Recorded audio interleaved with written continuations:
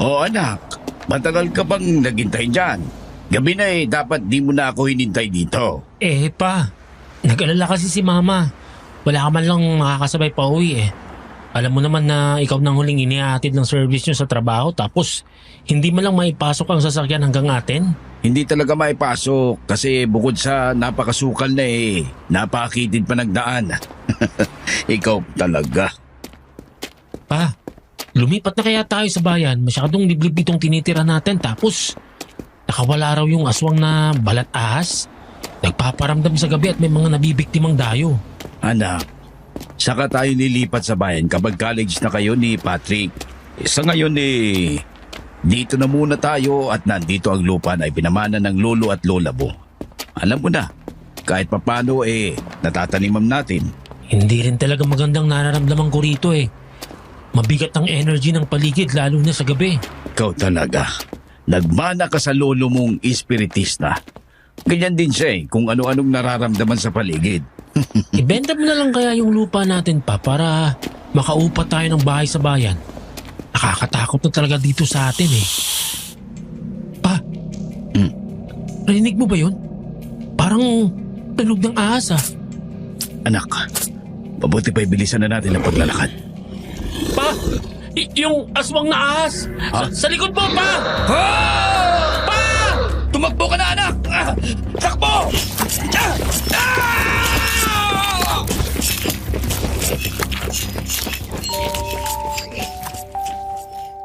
Paano ko makakalimutan ang araw na yon? Ang gabing nilapan ng aswang ang aking ama. Para itong bangungot na palaging dumadalaw sa akin sa tuwing nagugunita ko ang pagkawala ni Papa. Matapos ang insidenteng yun, umalis na kami sa bukid. At ang nanay ko ay nag-abroad para maipagpatuloy namin ang pag-aaral. Nangupahan kami sa isang apartment na matatagpuan sa isang lugar na hindi pa naman kagaya sa Kamaynilaan. Pero sobrang lapit na sa kabihasnan. Bumibisita pa rin naman kami sa bukid para usisain ang aming mga pananim. Pero unti-unti nang nawala ang balita tungkol sa aswang na balat ahas. Ang sabi ng mga tao, bigla na lamang daw itong hindi nagparamdam. Baka namatay na o kaya naman ay may isang magaling na taong pumatay. Kung ganon, may hustisya na pala para kay Papa at sa mga taong nabiktima nito. Nakalimutan ko nga palang magpakilala. Ako si Joshua, 32 years old na sa kasalukuyan. At gaya ng iba dito, mahilig akong tumambay sa mga channel na nagtatampok ng nakakatakot na istorya. Dati sa radyo lang ako nakakapakinig ng iba't ibang horror stories. Pero ngayon, marami na sa YouTube. Kaya eto na ang nagsilbing libangan ko tuwing free time. Ang kwentong ibabahagi ko sa inyo ay hindi ko lamang sariling kwento. Ito ay may kinalaman sa aswang na may balat ahas. At kung paano nasangkot dito ang aking kapatid na si Patrick. Konting paglalarawan lang sa aking kapatid. Siya ay member ng LGBTQ+ community at mas prefer niyang tawaging Patty. Hindi naman po sa panlalait pero pinakamalaking insecurities niya talaga ang itsura niya. May kahabaan ng baba, malaki ang mata, pango, moreno ang kulay ng balat at higit sa lahat, maraming tagyawat ang mukha at tadtad ng peklat ang buong katawan na iniwan ng bulutong noong bata pa siya. Ito ang dahilan kung bakit ang aking kapatid ay naging tampulan ng tukso at pinagkaitan ng maraming oportunidad dahil sa itsura niya. Ito ang nagdala sa kanya sa isang malagim at nakakakilabot na pangyayari na inyong matutunghayan.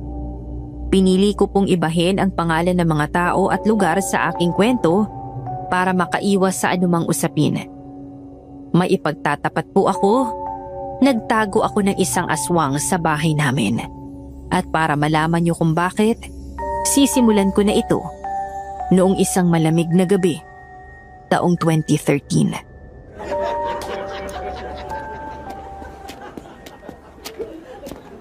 Hoy! Ayun ang aswang! Magtago kayo! Hoy! Anong aswang ang pinagsasabi mo? Aswang! Hindi ikaw! Ate, iyan mo na sila. Huwag mo na silang patulan. Anong magpatulan? Alan, mainit ang ulo ko ngayong gabi. Hindi ko palalampasin ang ginagawa ng mga walang iyang mababahong yan. Ay, away na naman. Ikaw, Bogart, na palamunin. Ang kapal ng mukha mong sabihan akong aswang, ikaw nga. Inaaswang mo ang asawa ng ibang nagpapakahirap sa pagtatrabaho sa ibang bansa, ang misis mo. Hoy, tumigil ka, aswang ka. Baka kung ano magawa ko sa'yo. Eh, tumigil ka rin sa katatawag sa akin na aswang. Kasi sa ating dalawa, ikaw ang tunay na aswang.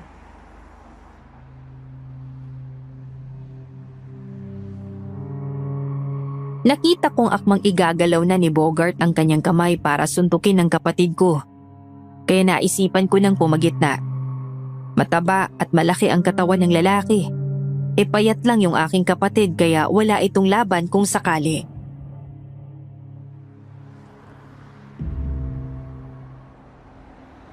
Oy, tama na yan, Kuya Bogart. Iinom mo na lang yan. Mainit ang ulo ni Ate Patty ngayon kaya wag mo nang painitin pa. Ate ka mo. Bakla naman yan eh. Anong sabi mo? Ate, tama na. Umuwi na tayo sa atin. Ay, sa susunod, tatamaan ka talaga sa akin. Ate, tara na. Tama na yan.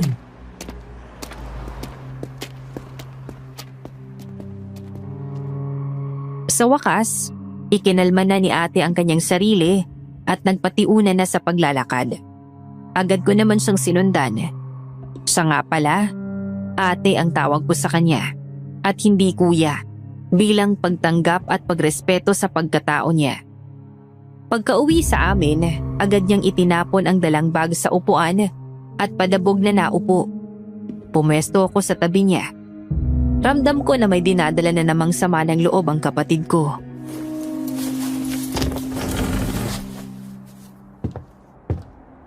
Ate, hindi ba nagpa-register ka dun sa Miss Gay pageant na gaganapin sa bahay natin? Kumusta pala yun? Eto, hindi ako natanggap. Hindi raw qualified ang itsura ko para maging candidate. Makeup artist na lang ako. Nandun ang friend ko eh. Ate, okay lang yan. Magaling ka namang mag-makeup eh. Bumawi ka na lang dun. Ay, sa bagay. Ano pa bang magagawa ng isang pangit na kagaya ko? Alam nga namang ipilit ko, di ba? Ang kikinis at si sexy ng mga kasama kong bakla doon. Baka nga naman, mapaya lang ako. Ay, nako ate. Yang ka na naman. Nilalait mo na naman ang sarili mo. Siya nga pala ate, maiba ako. Di ba bukas ng interview mo dun sa in-applyan mong trabaho? Ano? Ready ka na ba? Of course, I'm ready. Kaso, hindi ko alam kung matatanggap ako. Hindi ba magaganda at pogi ang nagiging receptionist sa mga hotel? Ay, nako ate. Ang isipin mo, walang laban yung iba doon pagdating sa galing mong makipag-usap sa mga tao. Ang ganda ng accent mo. Tapos, fluent ka pa sa English at marunong ka pa sa iba't ibang language. Tsaka isipin mo ha, graduate ka ng cum laude sa isang kilalang school tapos consistent honor pa simula elementary hanggang high school. Gaig mo sila. Ay nako, ang kapatid ko talaga. Palagi mo na lang ako minomotivate. Kapag natanggap ako, ililibre kita sa paborito mong restaurant. Yun!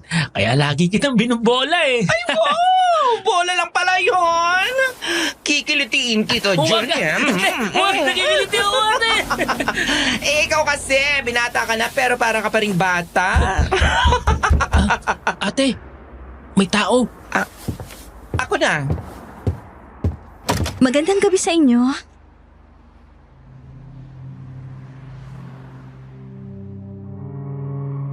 Parehas kaming napatulala ni ate sa ganda ng babaeng napagbuksan niya. Kung ilalarawan ko ito, ay kahawig siya ni Christine Hermosa na may kaunting pagkakatriyo na gray.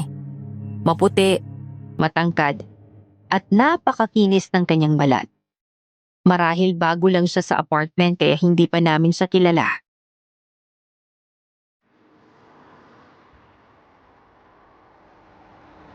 Magandang gabi rin. Anong sadya nila? Ako yung bagong kapitbahay nyo. Lumipat ako rito kasi mag-a-apply ako sa isang hotel na malapit lang dito. Binigyan ako ng maraming prutas ng landlord natin eh. Hindi ko naman ito mauubos lahat kaya bibigyan ko rin kayo. Ay, wow! Thank you! Siya nga pala, una na ako ah. Bibigyan ko rin yung isa nating kapitbahay.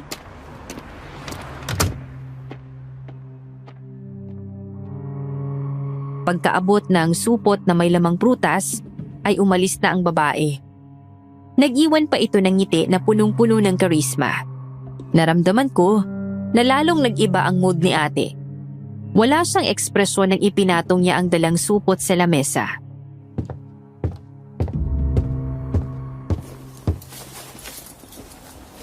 May bago pala tayong kapitbahay.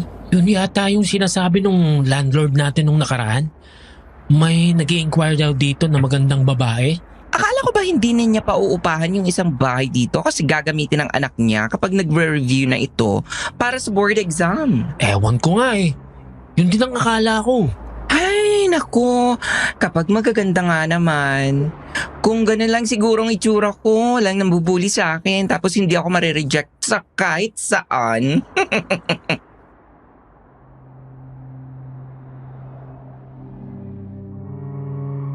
Nangingilid ang luha sa mga mata ni ate habang sinasabi yon. Hindi na lang ako nagsalita dahil nasasaktan din ako para sa kapatid ko.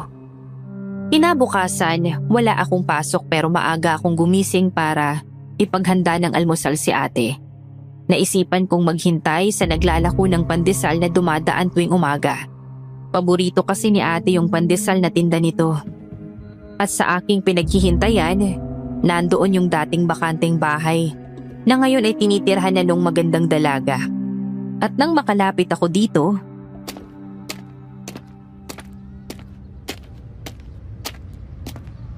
Ano yung amoy na yun?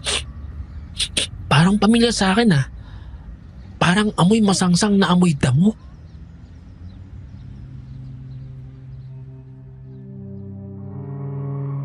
bukod pa dito, iba ang naramdaman ko sa bahay na yun. May kakayahan kasi akong maramdaman ang mga negatibong enerhiya at simula nang mapalapit ako doon, parang hinihigop ang aking lakas. May kakaibang puwersa. Hanggang sa bigla na lamang lumabas mula sa loob ang isang lalaki. Halatang nanghihina ang kanyang katawan. Maitim ang palibot ng mga mata at parang sobra ang panlalambot. Nagmamadali itong umalis at parang natatakot. Dahil dito, namuo ang pagtataka sa aking isip. Parang may kakaiba sa bahay ng magandang dalagang yun.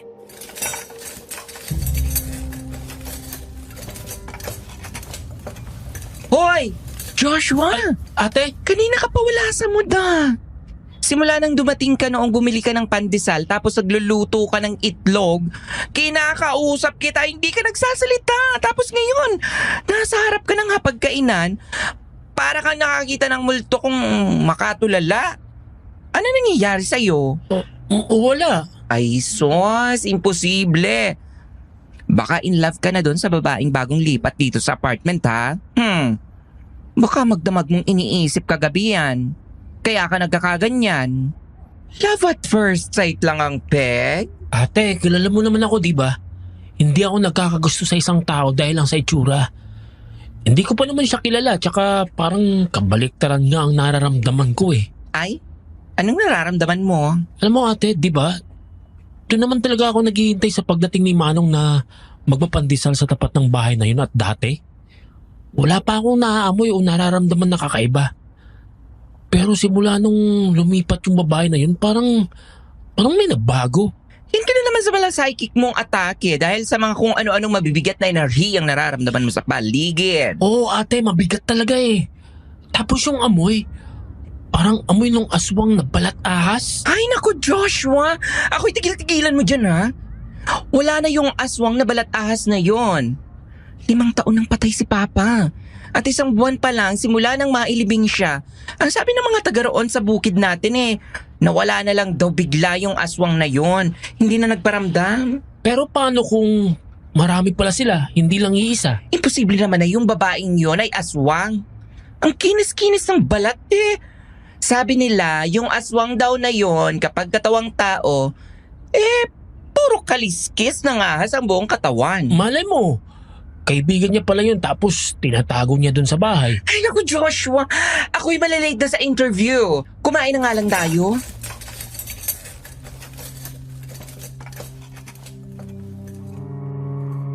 Parang bumalik sa akin yung bangungot, Miss Ligaya. Pero pinilit kong kalimutan para hindi maapektuhan si ate. Dahil araw na ng interview sa unang trabaho na mapapasukan niya. Para mas lalong lumakas ang loob ng kapatid ko, naisipan ko siyang samahan sa hotel na ina-applyan niya.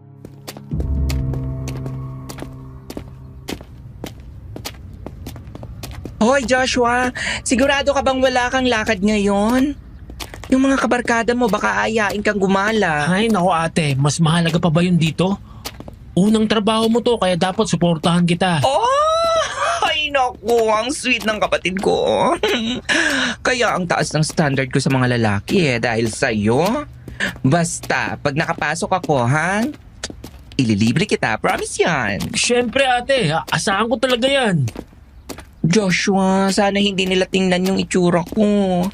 Tsaka sana wala akong kasabay na maganda kasi sabi nila, direct hiring daw. Ngayon din malalaman kung tanggap o hindi. Ate, be confident. Kaya mo yan, ikaw pa. Ano bang sabi ko sa'yo kagabi? Wala silang laban sa background mo. Hi. Oh, ikaw yung... Yes, ako yung kapitbahay nyo. So, sino mag-a-apply sa inyong dalawa? Si Ate Patty. Oh? Ay, hindi ko naman alam na mag-a-apply ka pala dito. Nabanggit ko pa naman sa'yo kagabi. Sana pala sabay na tayong pumunta rito. By the way, good luck sa atin.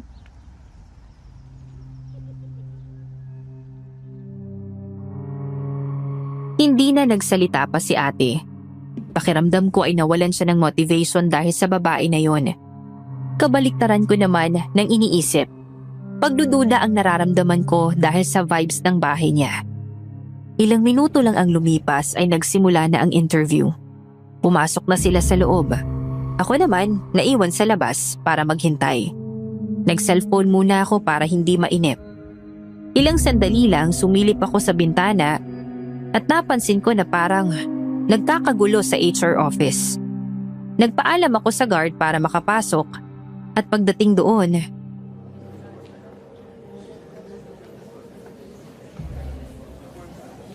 For your information, walang ka-effort ang sagot ng babaeng yan sa interview. Tapos unang question mo pa lang sa akin, cut na agad? Kanina mo pa ako inihuhuli kasi parang ayaw mo akong interviewin. Tapos siya, hired agad eh. Pineke nga niya yung mga nasa resume niya eh. For your information din, receptionist sa hotel ang ina-applyan mo. Ibig sabihin, araw-araw kayo makikisalamuha sa iba't ibang uri ng tao at napakalaking impact ng physical na itsura. Oo, magaling kang makipag-usap at mukhang magaling kang makipag-socialize pero tingnan mo naman ang itsura mo. Sobrang dami ng peklat mo sa balat at kahit siguro anong ganda ng brand ng makeup na ipahid sa mukha mo, walang magbabago. Pinagbigyan lang kita kasi sayang ng effort ng pagpunta mo rito.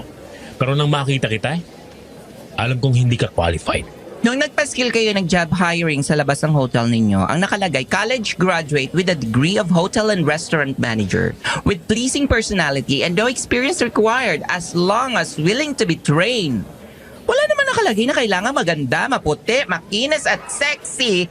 Kasi sa pagkakaalam ko, hindi naman model o artista ang hinahire ninyo, kundi mga receptionist na kayang mag-cater ng service sa hotel ninyo, hindi ba? Pleasing personality nga eh. Ibig sabihin, kasama na yung physical appearance.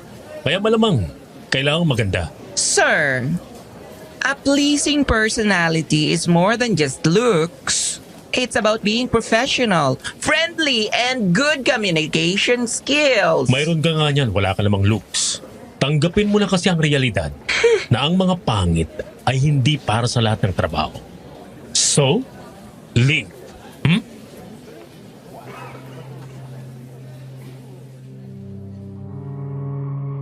hindi na makapagsalita si ate. Nakita kong mangilid-ngilid ang luha niya nang tumalikod. Inirapan din niya yung babaeng kapitbahay namin nang makita niya ito. Samantala, hindi muna kami umuwi ng bahay. Dinala ko siya sa paborito niyang coffee shop para kahit papano, lumamig ang kanyang ulo.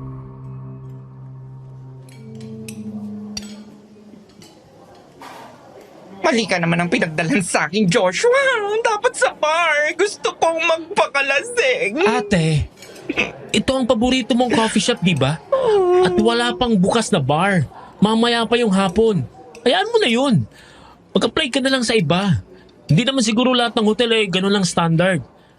Pero teka, paano mo nalaman na peke yung mga nakalagay sa resume ng babaeng kapitbahay natin? Si Yana. Nalaglag kasi yung resume niya habang nakapila kami. Tapos pinulot ko. Yun, binasa ko. Yung school na nilagay niya parang wala namang ganun sa ating lugar eh. Naka-address yung province natin. Paano ka nakakasiguro na wala talaga? Sa pangalan. Weird yung pangalan. Tapos isa pa ha, habang ini-interview siya, nakikinig ako sa labas kasi medyo nakaawang yung pinto. Walang kwenta mga pinagsasabi, parang hindi man lang nag-prepare. Pero after 2 questions, satisfied na agad yung interviewer. Tapos hired na agad siya. Talaga? Ang weird nga eh. Graduate daw ng HRM. Pero simpleng question, hindi masagot ng tama. Nag-aral ba talaga siya? Tsaka first time niya rito ha? Hindi pa nga ito kasing bongga ng Manila, pero parang hindi siya sanay sa mga bagay-bagay.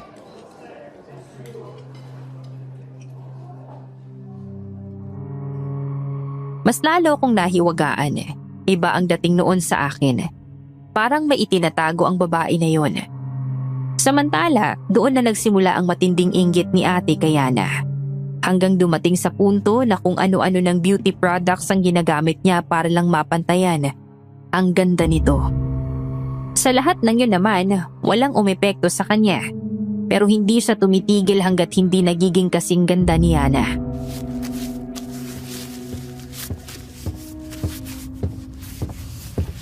Ate, natutuklap na yung balat sa mukha mo dahil sa ipinapahid mong cream. Nako, normal lang ito. Natutuklap kasi inaalis yung patay na balat. Mga isang araw, okay na to. Ate, maganda ka naman eh. Nagpapa-apekto ka lang sa sinasabi ng mga tao. Ay nako Joshua, free ka ba mamaya? Bakit?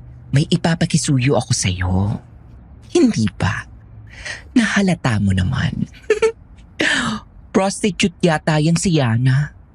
Gabi-gabi pa naman, may dumadating na lalaki sa bahay niya. So, anong gusto mong gawin ko, ate? Maging isa ka sa mga lalaki na yon. Magkunyari kang rirentahan ang katawan niya. Pero ang totoo, aalamin mo kung ano yung beauty product na ginagamit niya. Ate, ayoko. Wala pa akong experience, saka baka mamaya makakuha pa ako ng sakit doon. Alam mo naman kung kani-kanino siyang lalaki nagpapaano. Di kiss-kiss lang. Tapos umalis ka na. Kunyari, naalala mo yung may gagawin ka. Joshua, please. Please na. May naipon akong pera rito. Iyon ang ibabayad mo sa kanya. Malaki pa ang sobra nito. Ang iba ay para sa'yo talaga. Ibili mo ng kahit na ano. Favor lang oh. Feeling ko may ginagamit yang si Yana at gusto kong malaman kung ano yon.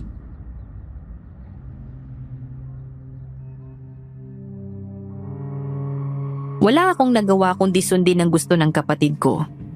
Dala ang perang binigay niya. May kaba akong pumunta sa bahay ni Yana. Kasi naibook na pala ako ni ate through text message. At pagdating doon, agad akong kumatok sa pinto ng kanyang bahay.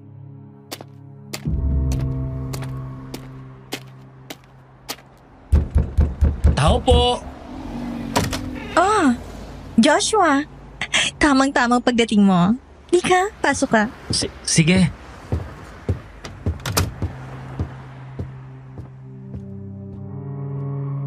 Pagkatapak ko sa loob ng kanyang bahay ay agad na naglinga si Yana. At mukhang sinisiguro na walang nakakakita sa amin. Pagkasara ng pinto, pinaupo niya ako sa sofa. Mas lalo kong naamoy yung masangsang na naamoy ko sa tapat ng bahay niya noong isang umaga. Mas matindi at mas malakas pa lang amoy nito kapag nasa loob ng bahay.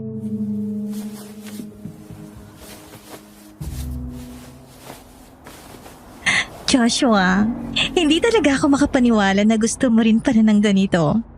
Ang tingin ko sa iyo parang ang bait mong lalaki tapos puro pag-aaral lang ang inaasikaso. Gusto ko lang mag-explore. Alam ba ito ni Patty? Hindi. Teka lang pala ha. Kukuha lang ako ng alak na maiinom natin. Magpainit muna tayo. bago natin gawin yung, alam mo na.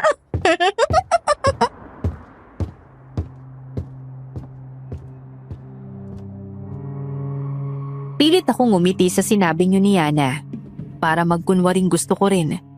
Pero sa totoo lang, kahit maganda siya, nandidiri ako. Hindi kasi ako yung tipo ng lalaki na mahilig sa ganun. Habang nasa kusina siya, nag-obserba ako sa bahay niya.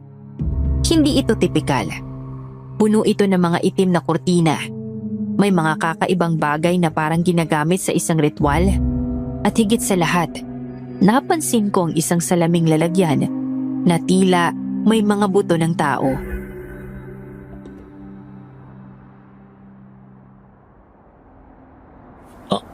Anong klaseng collection yun?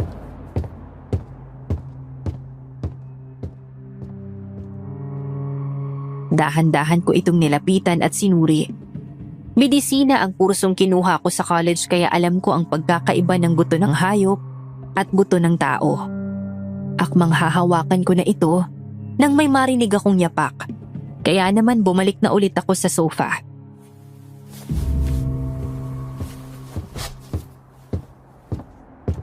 Nainip ka ba? Hindi naman. Umiinom ka ba? Medyo matapang itong alak na to eh. Ganun ba? Oo. Mas matapang ang alak, mas mainit, mas magiging maligaya tayo mamaya. May tanong ko lang pala. Ano bang beauty product ang ginagamit mo sa katawan? Ay wow, interested ka ha? Siyempre sikretong malupit, walang clue. Bakit mo naman naitanong? Ang ganda mo kasi. Alam mo ikaw, ang cute mo. Uminom na nga lang tayo. Mas lalo lang ako na-excite sa'yo eh. Ay, teka lang pala. Bago tayo pumunta sa kama ko, may gagawin lang ako saglit. Hindi to pwedeng mawala kasi part na to ng routine ko. Dito ka lang ha, wait mo ako.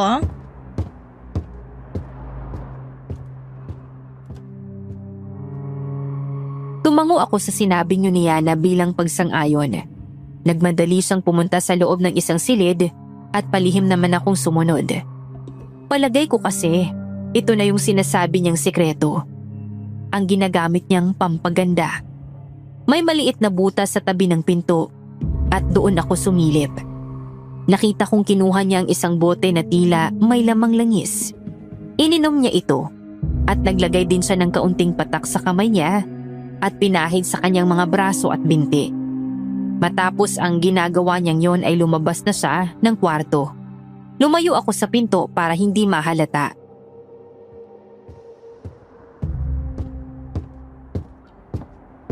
Anong ginagawa mo dyan? Hindi ka na makapaghintay, no? Masyado ka bang excited? First time mo siguro, no? Ganun na nga. O wala pa akong experience. Okay lang yan. Sabi nga nila, masaya kapag first time mong maranasan ang isang bagay. Tama ka. Oh, sige na. Tara na sa kama. Simulan na natin.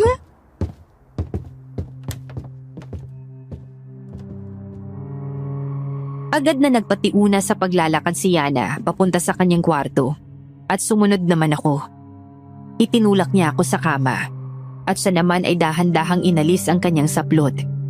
Kitang-kita ko na ang buong katawan ni Yana. Pero nang mga oras na yon, wala akong nararamdamang pagkaakit sa kanya. Mas nakafocus ako sa kanyang amoy.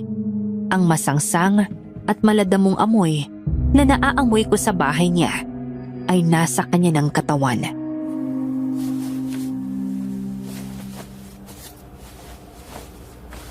May pagkasuplado ka ba o takot ka lang? Yung iba kasi, kapag nakita na nilang katawan ko, ginaganaan na sila. Ikaw para kang estatue dyan. Sige na, simulan mo na. Halikan mo ako sa labi. Sige. Huwag kang matakot. Matututo ka rin. Tingnan mo. Mamaya, para ka nang nakikipaglaban sa digmaan.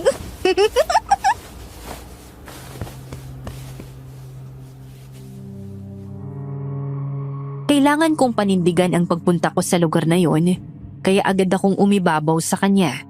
at sinunggaban siya ng halik. Gumanti naman ang babae sa akin. At habang ginagawa namin yun, pakiramdam ko ay nanghihina ako. Parang may humihigop sa aking enerhiya. Habang tumitindi ang aking emosyon, ay mas lalo kong nanghihina na para bang kinukuha ni Yana ang aking lakas. Bukod pa dito, may kakaibang tunog akong narinig. Ang tunog ng paggalaw ng kanyang dila ay gaya ng sa ahas at ang tekstura ng kanyang balat, kahit na makinis tignan, ay magaspang na balat na dumadampi sa aking katawan. Pinagmasdan ko ang kanyang mukha. Walang ibang ekspresyon kundi ang pagkasabik. Pero ang kanyang mata ay parang nagiging dilaw at nag-iilaw. Ilang sandali pa, nakita kong muli ang itsura ng aswang na balat ahas na pumatay kay Papa. Ang ulo ay sa tao, pero kulubot at kulay berde. Ang dila ay mahaba at maliit. Ang kilos ni Yana, patuloy na naging agresibo at nakakatakot. Hindi ko na makayanan kaya naman. Ano yun? Joshua, bakit ka sumisigaw? Nang ikisap ko ang aking mata ay bumalik na sa paningin ko ang natural na anyo ni Yana, na isang maganda at makinis na babae. Napabangon na ako mula sa pagkakahiga. Hindi na maganda ang pakiramdam ko sa kanya.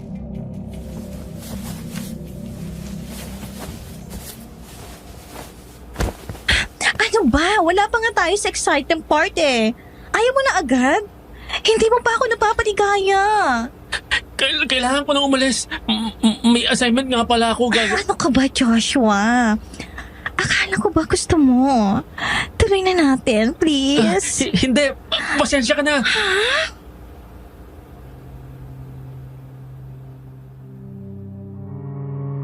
Agad kong dinukot mula sa aking bulsa ang pera na ibinigay ni Ate Patty at inabot lahat yon sa kanya.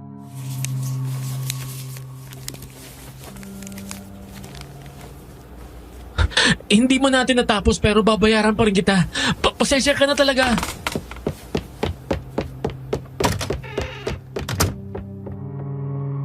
Tumayo ako mula sa kama at tumakbo palabas ng bahay. Hindi ko pa rin maintindihan ang nararamdaman. Para akong naubusan ng lakas. Samantalang hinahalikan ko lang naman siya. May kung anong pwersang parang naagaw sa aking sistema. At hindi ko maintindihan kung bakit ganon ang pakiramdam ko. Samantala, agad akong umuwi sa bahay. Naligo at nahiga sa aking kwarto. Magdamag lamang akong gising. Ang kilabot na naramdaman ko ay ayaw akong patulugin. Kinabukasan, tinanong ako ni ate tungkol sa nangyari.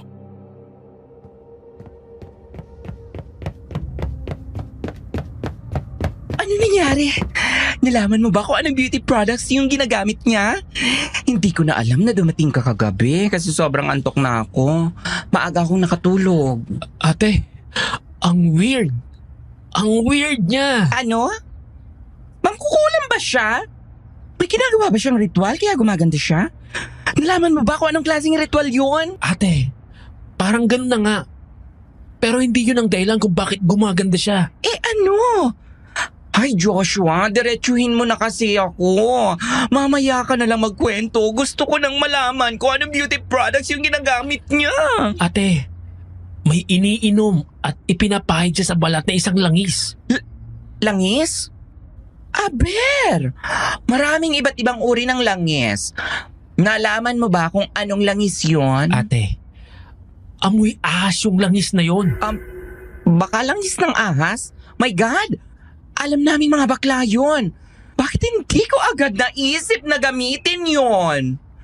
Sabi nila maganda raw yun sa balat. Nakakaalis ng mga peklat.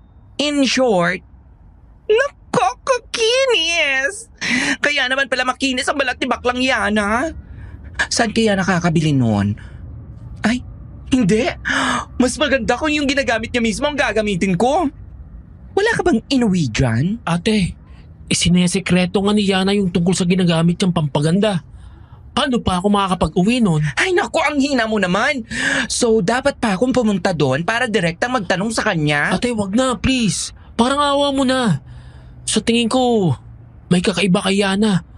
At hindi natin siya dapat pagkatiwalaan. Alam mo ba kagabi? Parang naubos ang lakas ko.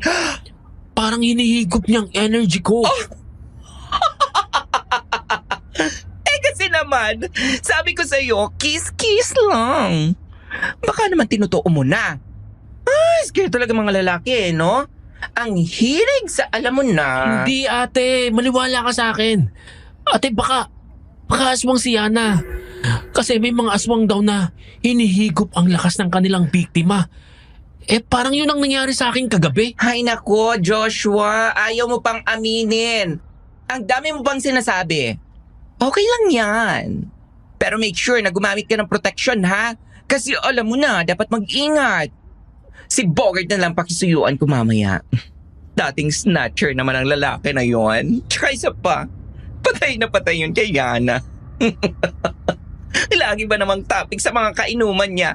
Kapag napapadaan ako sa kanila, hindi yun tatanggi. Kasi bibigyan ko siya ng pera. Ate, pwede bang tama na? Nauubos ang pera mo dyan ah. Wala ka pang trabaho. Hoy, rumarakit ako. Taga-makeup sa mga bakla. Kaya hindi ako nauubusan ng pera, no? Tsaka nakalaan naman ito sa mga beauty products ko eh. For sure. Worth it yung magagastos ko kapag nakuha ko na yung langis ng ahas. Mawawala na itong pesting peklat sa aking balat.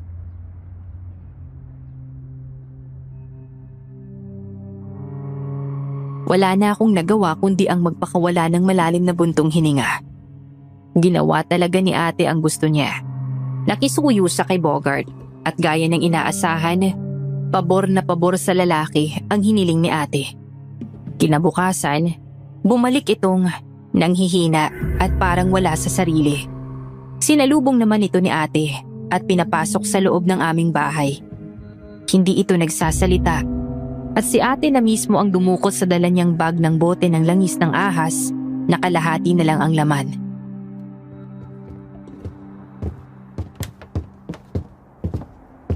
Ano ka ba, Bogart?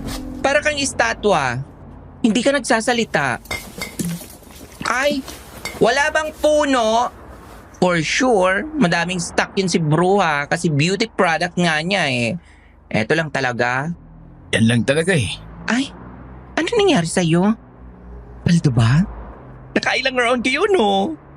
Para kang nagbuhat ng isang truck sa sobrang hina. Aalis na ako. Ay, ubus ang lakas ni Manong. Nako, lagot ka na naman sa asawa mo kapag may nagsumbong doon. Sige na, alis ka na. Salamat ha. Bawi ka ng tulog. Bogart! Saglit lang! Ay, anong kailangan mo kay Bogart? Kwentuhan ang experience ninyo? Ay, mga lalaki talaga. Diyan muna kayo. Maliligo muna ako kasi may pupuntahan ako. May racket ako ngayon eh. Sa weekend ko na lang ito iinumin para nakarest ako buong maghapon.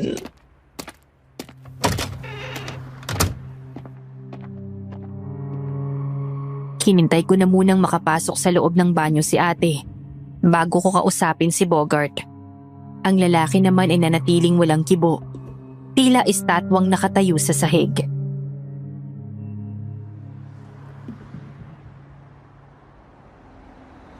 Bogart, may nakita ka ba o naramdaman habang may ginagawa kayo ni Yana? Oo, wala. Bakit ganito siya? Naubusan din naman ako ng lakas pero hindi ako ganito nun. Wala ka bang maalala? Oo, wala akong maalala.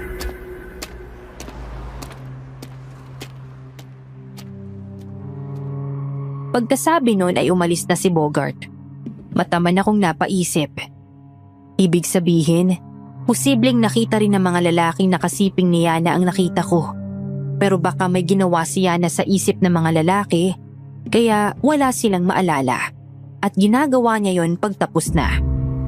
Hindi kaya ginagamitan niya ng hipnotismo ang kanyang mga biktima. Nag-obserba pa ako kay Bogart matapos ang araw na yon at kinausap ko siya. Ang nakapagtataka, Bumalik din siya sa normal at parang walang nangyari.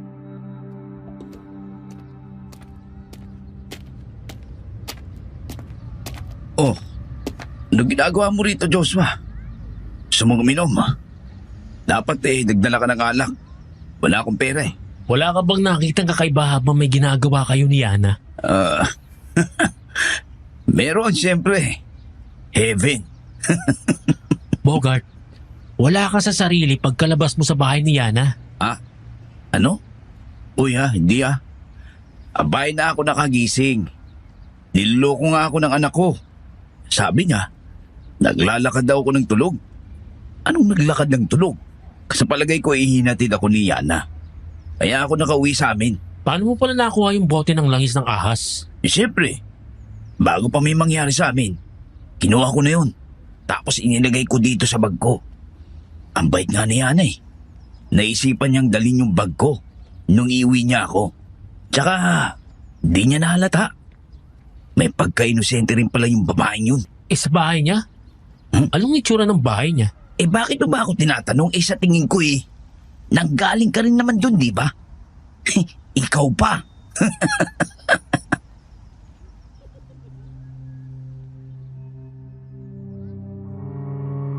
Doon ko nakumpirma na ginagamitan nga ni Yana ng hipnotismo ang mga biktima. Ginagawa niya ito pagkatapos ng may mangyari. Hindi niya nagawa yun sa akin dahil sa pagmamadali kong umalis. Naisip ko na may kakaiba talaga sa kanya. Kaya naman nang iinumin na ni ate ang langis ng ahas.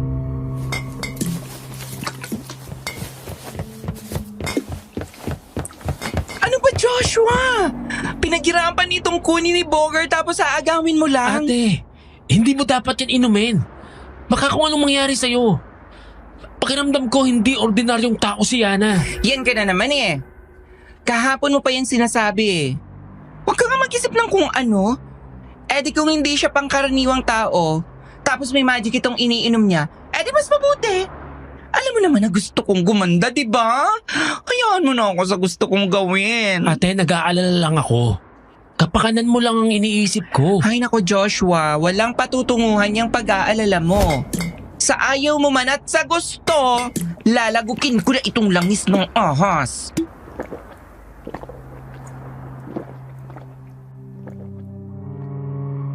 Wala na akong ginawa nang binuksan na ni ate ang takip ng bote at dahan-dahang ininom ang langis nito. Ako naman ay nanonood lang sa kanya. Napansin ko ang pagbabago sa ekspresyon ng aking kapatid. Bahagya siyang napangisi, marahil dahil sa kakaibang lasa nito. Matapos inumin yun, ay umubos siya ng malakas.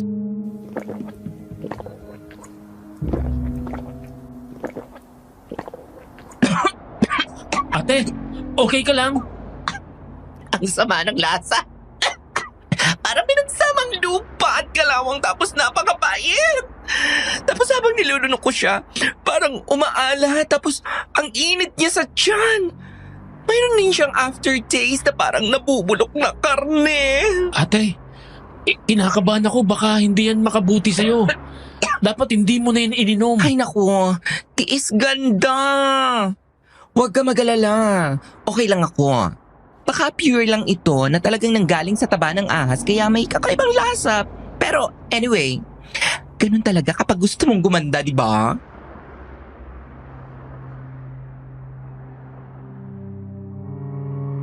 Hindi ko talaga mapigilan ng kapatid ko kahit na sobra na akong nag-aalala. Simula nung inumin niya ang balat ng ahas na yun, hindi na siya makaalis sa kanyang higaan dahil masama raw ang kanyang pakiramdam. Bigla na lamang siyang nilagnat, nakaramdam ng pamamanhid at parang naghahalo ang init at lamig sa loob ng kanyang katawan. Sa pagkakataong ito ay may naisip akong paraan.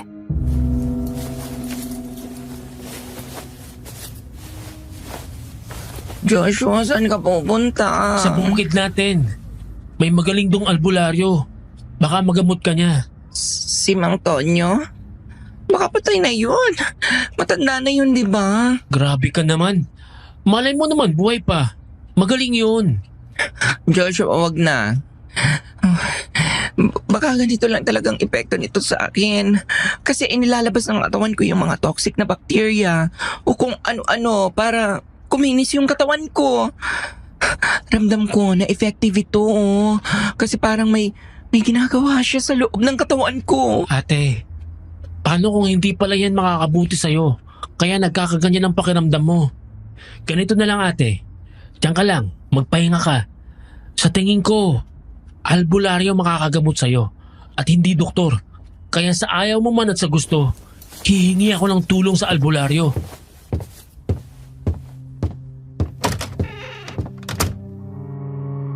Wala nang nagawa si ate nang umalis ako. 6:00 na ng hapon nang makarating ako doon dahil 1:00 ng tanghali nang bumiyahe ako. Yun lang kasi ang available kong oras. Kampante naman ako dahil wala na ang aswang sa lugar namin. Pero nang mapadaan ako sa sukalan,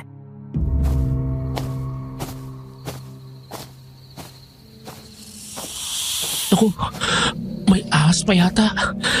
Bakit ba naman kasi hanggang ngayon hindi pa tinatabas sa mga damo rito? Napag-iwanan na tong lugar na to Teka, ano yun? binilisan ko ang paglalakad dahil tumatayo na rin ang aking balahibo. Doon ko napagtanto na hindi basta ahas ang aking naririnig, kundi isang aswang. Sa aking paghakbang, napatigil ako nang marinig ko ang pagsigaw ng tao mula sa di kalayuan. Ano yun? Diyos ko! Nagmamadali kong hinawi ang mga damo mula sa pinanggagalingan ng sigaw at doon ko nakita ang aswang na palat ahas kasama ang isang lalaki. Nakita kong binubutas ng aswang ang kanyang leeg at nang sumirit ang dugo ay agad na sinahod yun ng aswang. Winakwak din ito ang braso ng lalaki at parang lubid na hinila ang litid. Pagkatapos nito ay ginawa niyang straw at sinipsip. Napayapak ako sa tuyong dahon at nakagawa ng ingay. Napalingon sa akin ang aswang. Diyos ko! Huwag po! Unti-unting lumapit sa akin ang aswang at ako naman ay napaatras. Inilabas nito ang kanyang dila na maliit at mahaba. Ang kilos niya ay parang ahas. Gumagapang ng dahan-dahan pero alam mo na agad na may panganib. Natumba ako sa kinatatayuan ko. Kinakain na kasi ako ng takot. Tuluyan nang lumapit ang aswang at nang ipikit ko ang aking mga mata, Nahanap din kitang aswang ka!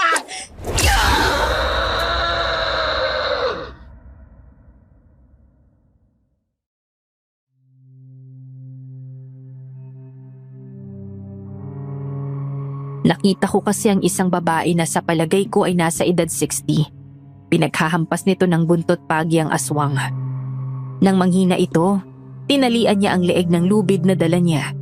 Pagkatapos, kinuha niya mula sa dala niyang bag ang isang bote na may lamang pulbos ng insenso at kamanyang. Inihagis niya yon sa aswang. Pagkatapos ay kinuha niya ang posporo at sinindihan. Nagsisigaw ang aswang habang sinusunog ang katawan. Lumapit naman sa akin ang babae.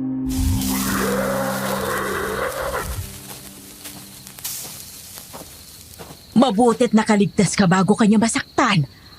Yung isang lalaki rito ay hindi na nakaligtas. Isa pa naman siyang misyonaryo. Kaya nga po, salamat po at dumating kayo. Tumayo ka na dyan at samahan mo ko.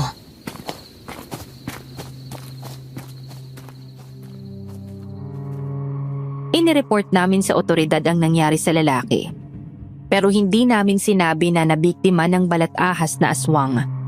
Sinabi na lang namin na nilapa siya ng mabangis na hayop.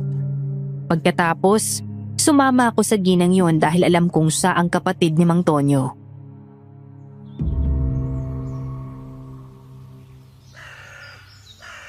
Hindi mo yata alam na 2 buwan ang patay si Mang Tonyo. Namatay na sa katandaan. Akala ko po ba wala na yung aswang na yon? Bakit nakita ulit natin siya kanina? Si Minerva yon. Si Minerva? Yung babaeng nagpapautang dito sa atin? Paano nangyaring? Aswang si Minerva. Hindi mo lang alam kasi gumagamit siya ng langis ng ahas. Nung nakatira kayo rito, ganap na tao si Minerva dahil doon. Nakawala siya sa kulungan kagabi kasi nasunog yung lumang warehouse na pinagkukulungan sa kanya. Kung ganap na tao na siya at gumagamit ng langis ng ahas, bakit bumalik ulit siya sa anyong aswang? Kinuha ng kapatid niya na isa ring aswang yung langis ng ahas na ginagamit. May kapatid siya at ang pangalan ay Mariana. Noong tao pa si Minerva, ang kapatid niya ay nagpapagala-gala at siyang nambibiktima ng mga tao dito tuwing gabi. Wala kasing pakialam si Minerva sa kapatid niya at si Mariana nagsawa sa ganoong buhay. Ninakaw ni Mariana ang langis ng ahas at ikinulong si Minerva sa lumang warehouse. Sa pagkakaalam ko, umalis yung kapatid niya kaya parang nawala ang presensya ng aswang dito. Nalaman ko yon dahil may nakausap akong kakilala nila. Ano pong mangyayari kapag ininom ng tao yung langis ng ahas? Eh di mayayanggaw kung ang ininom niya ay mismong bote na iniinuman ng aswang. Kasi syempre, may laway na yun. Paano sila nagagamot ng langis ng ahas? May kasabihan nga na magagamot ng isang bagay ang kaparehas na bagay. Ang langis ng ahas, talagang magaling yan sa balat. Tapos yung ginagamit nila, niritwalan, dagdasan sa engkantong may mahika. Ang nakagagawa lang noon ay mga hindi pangkaraniwang tao na nakakakita ng mga hindi nakikita ng iba. Marunong po ba kayong gumamot ng young gout katulad ng kapatid nyo? Hindi ako marunong manggamot, iho. Ang alam ko lang ay pumatay ng aswang. Pero ang panggagamot, hindi.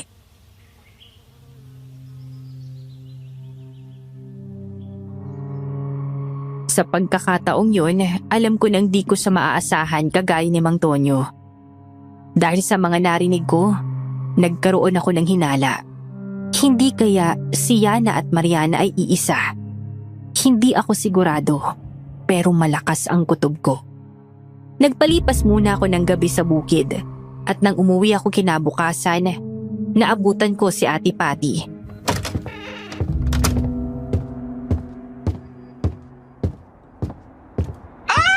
Ano yun, Ate Patty? Okay ka lang ba? May masakit ba sa'yo? Ay, ang OA. Siyempre, okay lang ako. Masige lang ako kasi nawala yung mga peklat ko sa katawan. Sabi ko naman sa'yo effective tong langis ng ahas. Tingnan mo kuminis ang balat ko. Ay! OMG, I'm excited! Ang lagnat mo ba, ate, nawala na? Hindi pa rin ako ganun ka-okay. Pero at least, di ba? Okay na ang balat ko, Joshua. Thank you. Kung hindi dahil sa'yo, di ko malalaman na may ganito si Yanang bakla. Papuntahin mo rito si Bogart. Inuman tayo. Magpapaparty ako ng bonggang-bongga.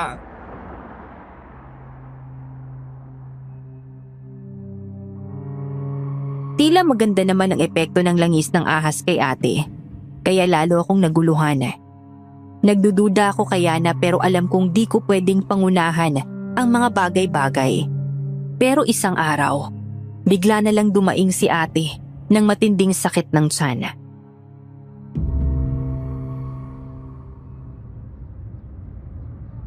Ate, dali na kaya kita sa ospital. Oo, Joshua, please. Hindi ko na kaya. Parang hinihiwa ang mga organ ko sa tiyan. Saglit lang, ate, ha. Tatawag lang ako ng ambulance. Joshua. Ate, nasusuka ka ba? Nag-iina ako, Joshua. Samahan mo ako sa CR. Sige, ate. Kumapit ka sa akin. Agad na kumapit sa akin si Ate Patty para makalakad ng maayos papuntang banyo. Pagdating doon, ay walang tigil na sumuka siya. Nagulat ako nang makita ang kulay ng suka niya. Kulay berde na parang hinog na sipon at nana. Napakalapot ng kulay nito at napakasangsang ng amoy. Ate, ano bang kinain mo? Bakit ganyan ang kulay lang yung sinusuka mo? Hindi ko alam. Hindi ko alam, Joshua.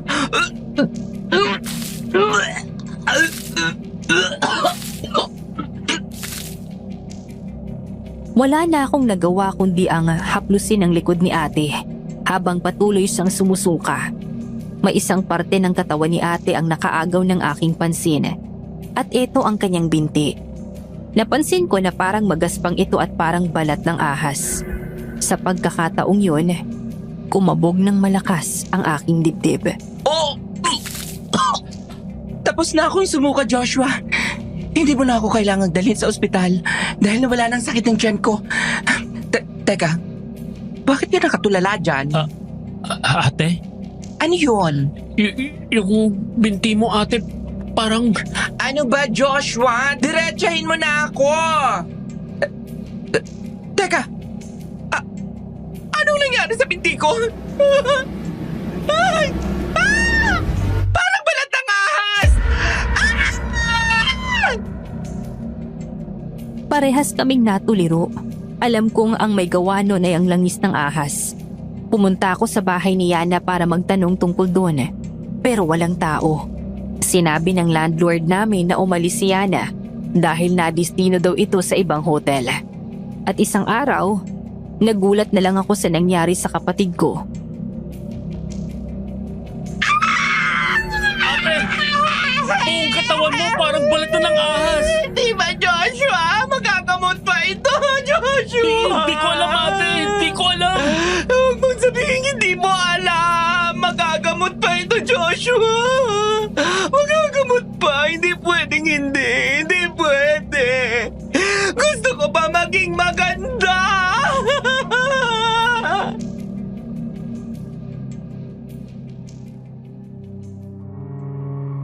Sobra akong naawa sa aking kapatid. Hindi na rin siya makalabas ng bahay dahil sa naging itsura niya. Sinubukan kong gawan ng paraan. Humingi ako ng tulong sa iba't ibang albularyo. Pero walang nakatulong sa ibinigay nilang gamot. Halos nawalan na kami ng pag-asa. Isang gabi, habang natutulog ako sa aking kwarto, ay nagising ako sa malakas na kaluskos mula sa kwarto ni ate.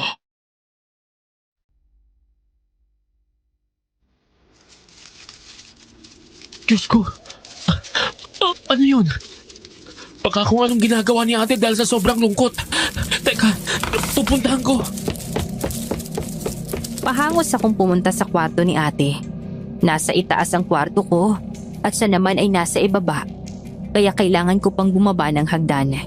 Pagdating doon, nakita kong nakaawang ang pinto kaya sumilip na muna ako. Wala naman siya dito ah. Saan naman kaya pumunta yun? Akmang tatalikod na sana ako nang maramdaman ko ang presensya sa aking likuran.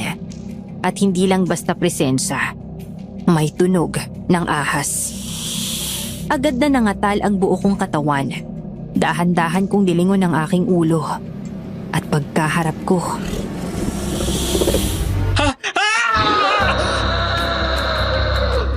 Bumungad sa akin ang nakakatakot na nilalang. Ang ibabang bahagi ng katawan nito ay sa ahas, pero may ulo ng tao. Bahagyang nakalabas ang mga litid nito sa katawan. Berde ang kulay ng balat, dilaw ang mga mata, at may dila itong kagaya ng sa kobra. Napaatras ako at tumakbo. Sinundan niya ako pero mabagal ang kanyang kilos. Nagtago ako sa loob ng CR at mahigpit na isinara ang pinto. Diyos ko! Ano to? Hindi kaya naging aswang na si ate? Nanalangin ako habang nasa loob ng banyo. Pero mukhang hindi pa rin ako makakaligtas. Dahil sa maliit na siwang sa ilalim ng pinto, natanaw ko ang katawan ng aswang. At ilang saglit lang ay pinag-uumpog nito ang kanyang ulo sa pinto. Naghanap ako ng malalabasan sa loob ng banyo pero walang pwedeng madaanan dito. Kinuha ko ang brush na panglinis ng inidoro at inihanda bilang pamalo. Ilang saglit pa, nakapasok na ang aswang. Ikaw si Ate Pati, hindi ba? Ako ito, si Joshua, punsong kapatid mo. Huwag mo akong sasaktan, parang awa mo na. Nagugutom ako.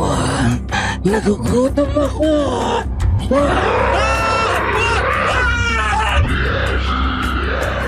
Pagkalapit niya sa akin, ay inihanda ko na agad ang dala kong pamalo.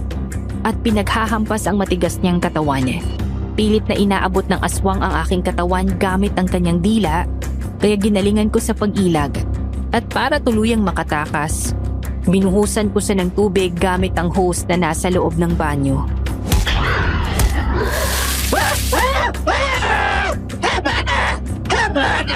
Sasaktan! Kapatid mo ako!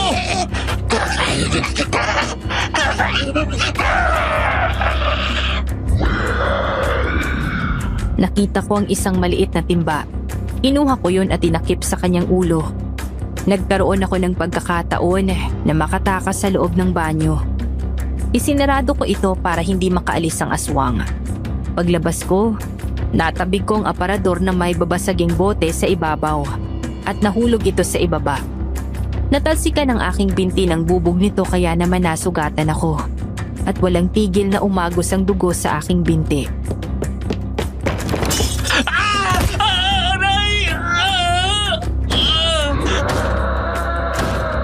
Narinig ko ang malakas na lagabog mula sa banyo. Marahil pinipilit buksan ng aswang ang pinto dahil baka naamoy niya ang dugo sa aking binti. Naghanap ako ng pwedeng ihampas o gawing pangontra hanggang sa nakita ko sa loob ng aparador ang isang baril.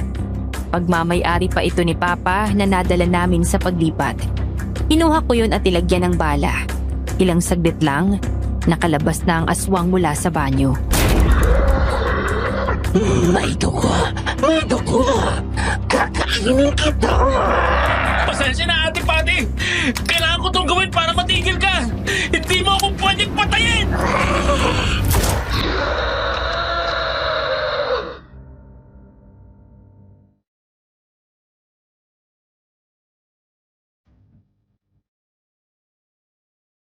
Sa isang kalabit ko ng baril ay napahiyaw ang aswang sa sakit.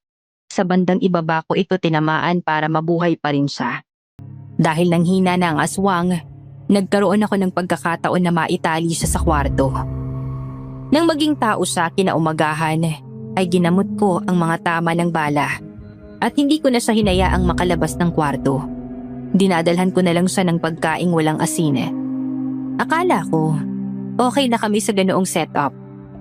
Pero kinagabihan,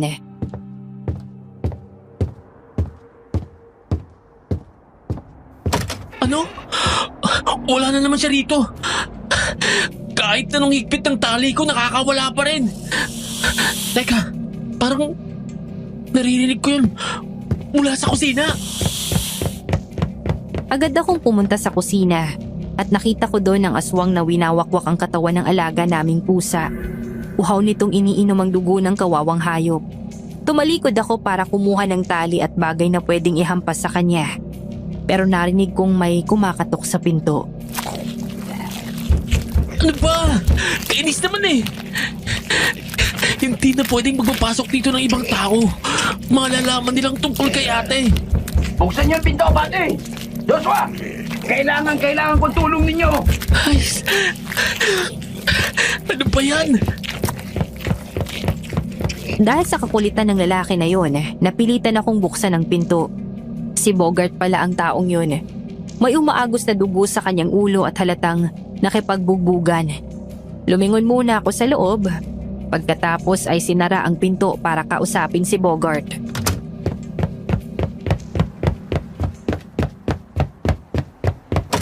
Anong kailangan mo? Nasaan si Patty? Kailangan ko ng tulong niya eh. Wala, natutulog. Marami kasi siyang pera. Binigyan niya nga ako ng pera nun para makabayad kay Yana eh. Sigurado akong matutulungan niya rin ako. Diretsahin mo na ako. Nakipagbugbugan kasi yung anak ko. Hawak siya ng mga pulis ngayon. Ito nga oh, nadamay ako. Natamaan ako ng bote ng alak habang nagsasakitan sila. Umari, uutang muna ako ng pampiyansa. Hindi ko kasi ito pwedeng sabihin sa asawa ko. Tapos kapapadala lang niya ng pera sa akin. Pinadalan ka naman pala ng asawa mo ng pera. Bakit hindi yun ang gamitin mo? Siyempre, ubus na yun. Alam mo naman ngayon, napakamahal namang bilihin. Tsaka sa isang buwan pa magpapadala ang asawa ko eh. Tulog si ate. Huwag na natin siyang abalahin, pwede ba? Umalis ka na. Sa iba ka na lang humiram ng pera. Napabuntong hininga na lang ako nang marinig ko ang tunog na yun dahil sigurado akong makakahalata si Bogart. Ano yun? May ahas yata sa loob ninyo eh. Ay, nakakalimutan ko palang sabihin sa inyo. Magaling akong pumatay ng ahas. Ako na bahala dyan. Huwag kang pumasok! Ano ba? Tutulungan ko na nga kayong patayin yung ahas. Sigurado kung papautangin ako ni Patty kapag ginawa ko yun. Ay, puwisit! Wala na akong nagawa nang pumasok si Bogart sa loob ng bahay. Hindi ko kasi ito mapigilan. Nagulat siya nang makita ang aswang. Mas mabilis ito kumpara dati at agad na nakasugod sa lalaki. Ako naman ay humanap ng pamalo pero pagbalik ko...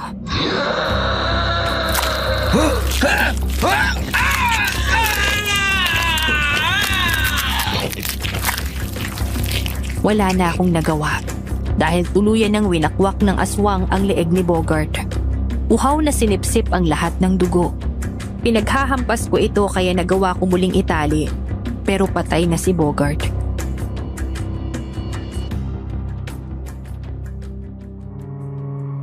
Kinabukasan, kumiram ako ng sasakyan sa kakilala namin dahil dadalhin ko na si ate sa lumang warehouse sa dati naming lugar.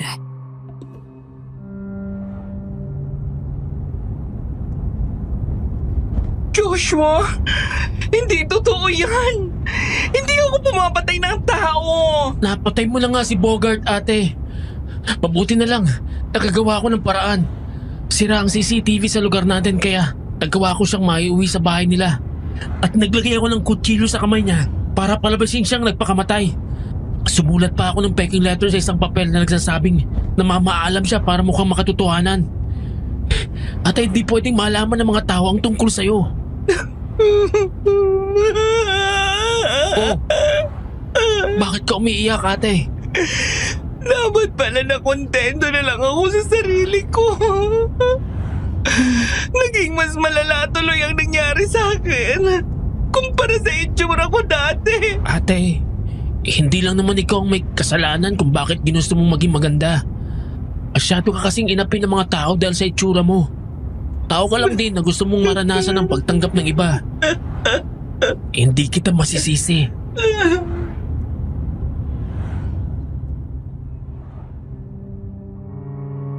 Natahimik ang pag-iyak ni Ate Patty dahil sa sinabi ko. Ako naman ay nagpatuloy lang sa pagdadrive hanggang sa makarating kami sa bukid. Sa liblib na lugar kung saan kami noon nanirahan. Pinuntahan ko si Aling Marisa para samahan niya kami sa lumang warehouse. At pagdating doon, iginapos namin si ate para hindi ito makawala.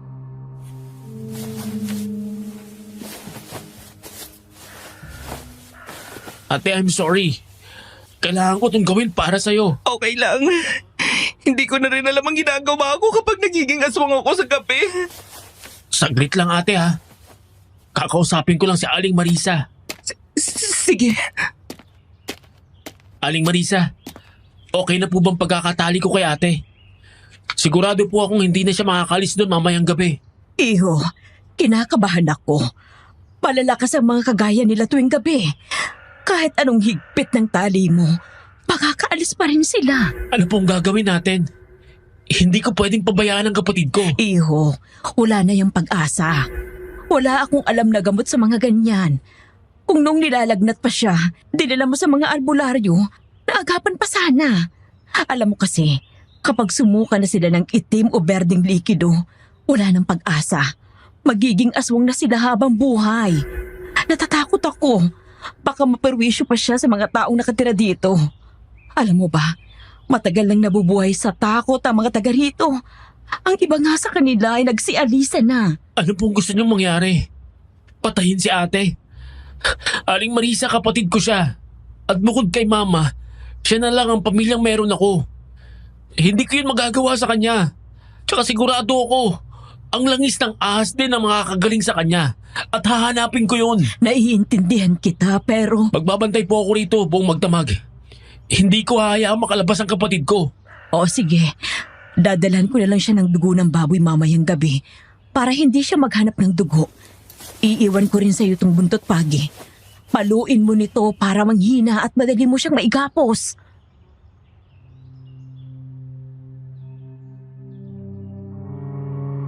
Pinanindigan ko ang sinabi kong yun. Sinikap kong hindi matulog buong magdamag para bantayan ang kapatid ko. Gayunpaman, inabot din ako ng antok na mga bandang 1:00 ng madaling araw at hindi ko na mapigilan ang sarili ko na makatulog.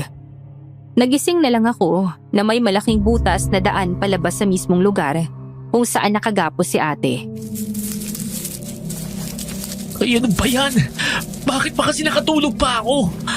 Hindi ko tuloy siya napantayan. Buisit! Dala ang flashlight, buntot pagi at lubid. Lumabas ako ng lumang warehouse para hanapin si ate. At sa isang sukalan, narinig ko ang tunog ng ahas. At sa sinundan nito ng pagsigaw ng isang babae. Agad akong tumakbo para sundan ang pinanggagalingan ng tunog. At pagdating ko doon,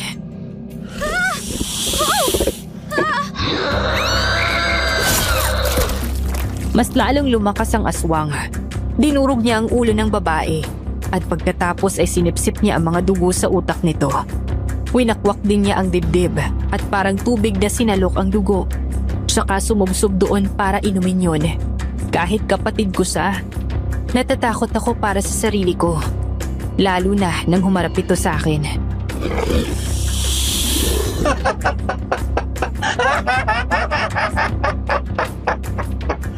Sino ka? Mukhang mabango ang dugo mo. Isusunod na ba kita sa taong ito?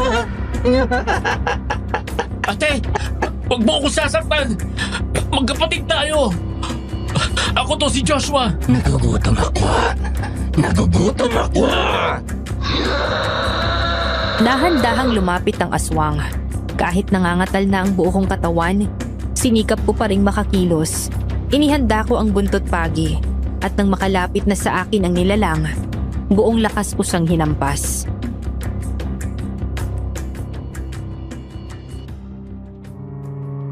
Nang manghina ang katawan ng aswang, ay agad kong itinali ang kanyang katawan.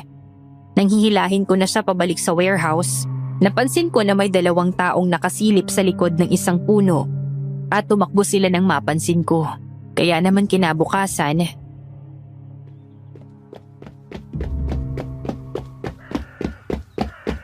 Iyo, hindi mo ba nabantayan ng maayos ang kapatid mo? Pasensya na po. Hindi ko po napigilan ng sobrang antok kagabi. Kaya nakatulog ako habang nagbabantay. May nakakita sa pag-atake niya sa isang babae. At ang malala pa, anak ni Kapitan yung babae na yun. Galit na galit ang Kapitan, kaya naghahanap siya ng mga taong marunong lumaban sa aswang. At ang balita ko, alam nilang nandito kayo sa warehouse, kaya pupuntahan nila kayo. Naku, ano po kayang gagawin natin? Umalis na kayo rito. Pumunta kayo sa bundok at doon na lang muna kayo magtago. Kung gusto mong mabuhay ang kapatid mo, huwag mo siyang hahayaang makita ng mga tao.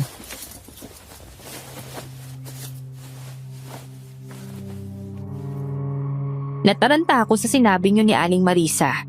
Kaya agad akong naghanda sa pag-alis. Gayunpaman, nang paaandarin ko na ang dala naming sasakyan, ay ayaw nitong gumana.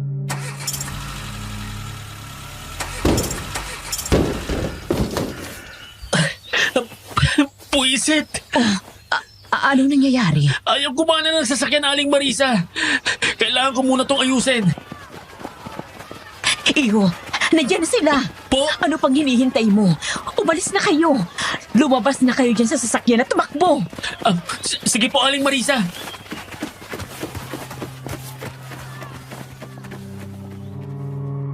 Lumabas kami ni Ate Patty sa loob ng kotse at tinakpan ko naman ng balabal ang kanyang katawan. Mabilis kaming tumakbo pero may nakakita sa amin kaya hinabol nila kami. Wala nang pakialam sa mga matitinik na damo na tumutusok sa amin. Subalit nakarating kami sa bangin at tila wala na kaming ibang madadaanan.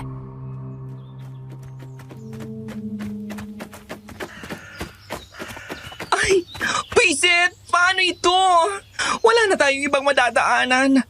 Napunta pa tayo sa bangin. Tumalon na tayo.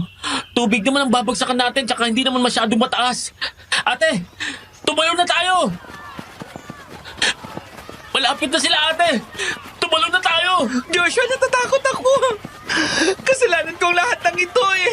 Ate, natatandaan mo bang sinabi ni Papa nung buhay pa siya? Kahit anong mangyari, dapat mong harapin ang lahat. Kagaya ngayon, wala na tayong ibang pamimilian kundi ang tumalon dyan at magtiwala ka. Kaya natin niyang languyin. Ate, huwag mo nang sisihin ang sarili mo. Malalampasan din natin to. Kahit aswang ka, hindi kita iiwan. Kasama mo ako.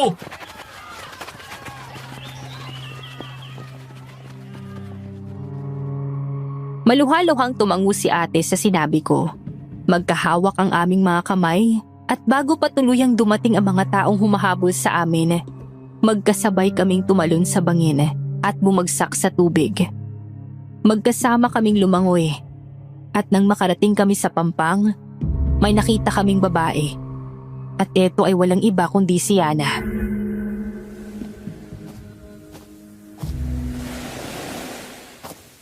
Yana! Yana! Anong ginagawa niyo rito?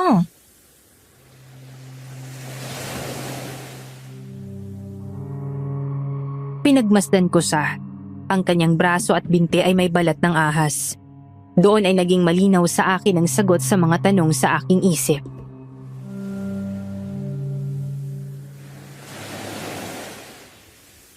Hindi ka totoong na destino sa ibang hotel, kundi bumalik ka rito para magtago. Alam ko lang totoo. Oo. Dahil nagkulang ang dose na iniinom kong langis ng ahas. Dahil ninakaw ng kapatid mo.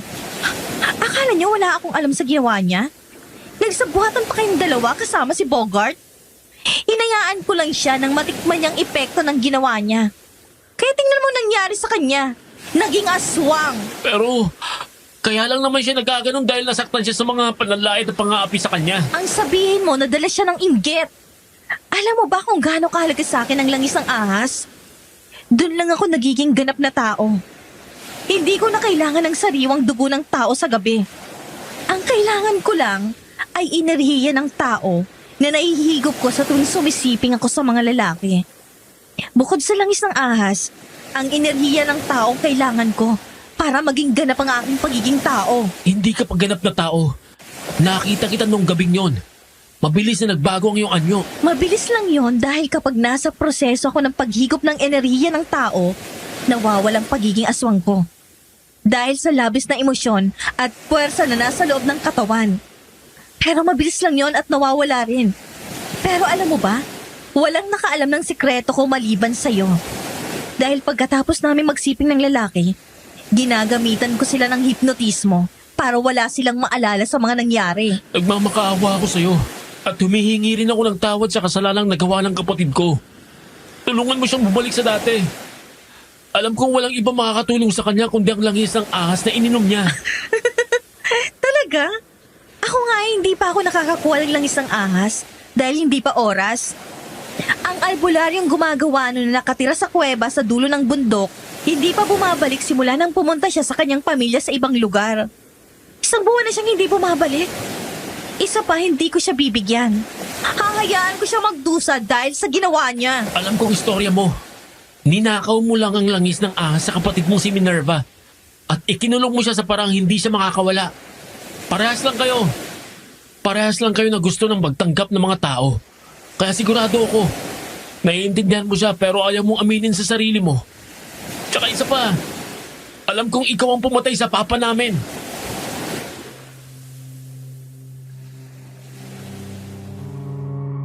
Hindi nagsalita si Yana. Umalis lang siya at iniwan kami.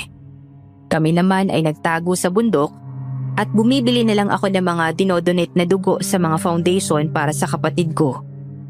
1 buwan din na ganun yung setup at nagpabalik-balik lang ako sa bayan at bundok. Makalipas ang 1 buwan, nagulat ako dahil binisita kami doon ni Yana.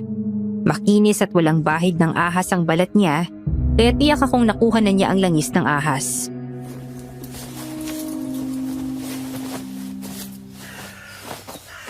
Hindi talaga kayo mahanap ng tao sa pinagtaguan nyo. Mabutit na hanap ko kayo.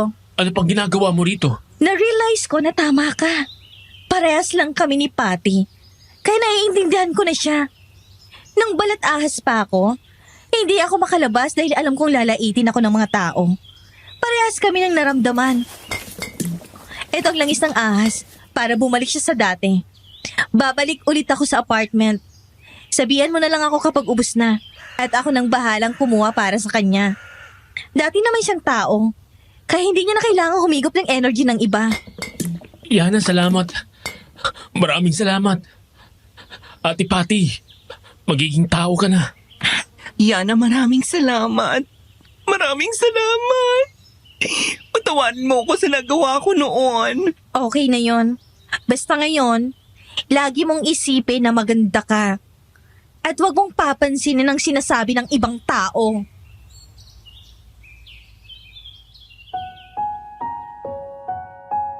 Nabuhayan kami ng pag-asa. Sa wakas, bumalik na sa dati si Ate Patty at bumalik ang kumpiyansa niya sa sarili. Ginawa na lang niya ang gusto niya, ang pagiging isang makeup artist. At dahil dito, naging maganda ang career niya. At nakita ko na hindi na niya pinapansin ang panlalait ng ibang tao.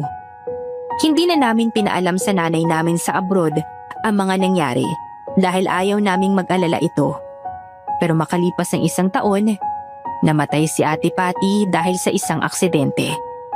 Masasabi ko na bago siya mamatay, natanggap niya ang kanyang sarili. Simula din noon, wala na kaming naging balita tungkol sa aswang na balat ahas. Marahil si Minerva at Yana lamang ang may nabibilang sa ganoong lahi sa modernong panahon. Nawala na rin ako ng balita kay Yana dahil bigla na lamang itong umalis at hindi nagpaalam. Baka may nakaalam na ng kanyang lihim. Ang realidad sa kwento ni Ate Patty ay tungkol sa paanong binibigyang halaga ng lipunan ang panlabas na kagandahan at kung paano ito nakakaapekto sa mga tao na tinuturing nila na pangit. Ang masasabi ko po dito, huwag nating laitin ang panlabas na anyo ng iba dahil hindi natin alam kung gaano sila nasasaktan sa mga salitang binibitawan natin na nakakaapekto sa kung paano nila tignan ang kanilang mga sarili at ang mundo. Dahil ang bawat tao ay may kanya-kanyang kagandahan. Hanggang dito na lamang po ang aking kwento.